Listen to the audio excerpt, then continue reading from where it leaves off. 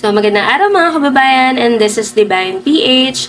And kaninang umaga nga po, nagtungo ang Office of the Presidential Advisor for Poverty Alleviation sa pangunguna po yan ni Secretary Lorenzo Larrigadon.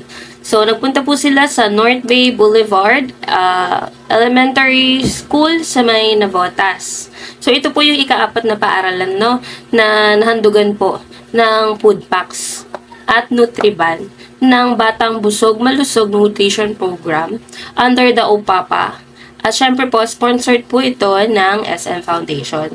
So, mahigit 1,000 nga po na estudyante ang napamahagian.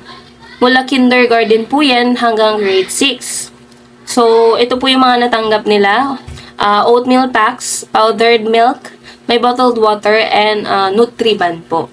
So, may magko-comment na naman dyan, no, mamaya. Kasi last time, nung nag-post po ako about sa BBM Nutrition Program, may mga basher po, no. Hindi talaga natin maiiwasan na kahit na may ginagawa ang ating administrasyon, may mga tao pa rin bumabatikos ng walang knowledge kung ano nga ba ang BBM Nutrition Program. So, ito po kasing programang ito, hindi po ito bali yung mga ginastos po dito, hindi po galing sa pamahalaan. Hindi rin po siya galing sa mga tax natin. Kasi last time po may nag-comment, walang nag-chat, nag-comment lang po na sinasabi nga po na bakit yan lang, hindi yan tatagal. Actually, yung powdered milk at saka yung oatmeal, tatagal siya ng mga 2 weeks kasi per student po, tagi-isa sila So, tatagal siya ng mga 2 weeks. So, sa mga nagsasabi po, nagko-comment dyan ng negatibo, sana bago kayo magkomento ng negatibo, alam nyo muna yung pinaka-programa po na ito, no? Sabi ko nga po kanina, ito pong programang ito is hindi po ito sponsored ng gobyerno. Narinig nyo po sinabi ko kanina, di ba? Sponsored po siya ng SM Foundation at ng OPAPA. Yung Nutriban po sa OPAPA galing. So, yung yung mga food packs, yung oatmeals, yung powdered milk, hindi po galing yan sa pamahalaan.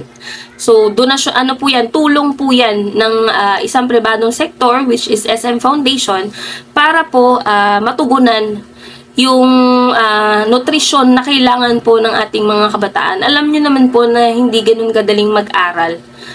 Lalo na kung hindi ka nakakain or kumakalam yung sikmura mo. So, ito po ay isang magandang hakbang galing sa pribadong sektor na tumutulong po sila sa adhikain at programa po ng Administrasyong Marcos. Siyempre, sa pangunguna po yan, Secretary Larrigadon. Binoto ko Senator last time, kaso sayang, diba, hindi siya nakapasok. Pero yun pala, ito pala yung magandang kapalit. Kasi biruin mo, ang dami niyang kabataan na nabibigyan ng tulong. 'Di ba? Para maging sapat yung nutrition ng ating mga kabataan. May nag-comment din po last time na, kasi may nakikita nyo naman po dyan sa picture na naka-plus dyan, may mascot si Secretary Larrigadon. So, marami kasi tayong mga kababayan na mahilig mag-comment na yun nga, wala silang knowledge about dun sa program at saka dun sa mga activities, 'di ba? Basta makabash lang, magko-komento talaga sila. So, yung mascot po na yan, sinagot na po yan ni Secretary Larrigadon. Yan po talaga ay galing, kaya po may mascot is nung po yan, campaign. Ginamit po nila yan nung campaign period. And syempre, mga kabataan po yung hahandugan nila ng mga food packs. Ano ba namang magdala ka ng mascot?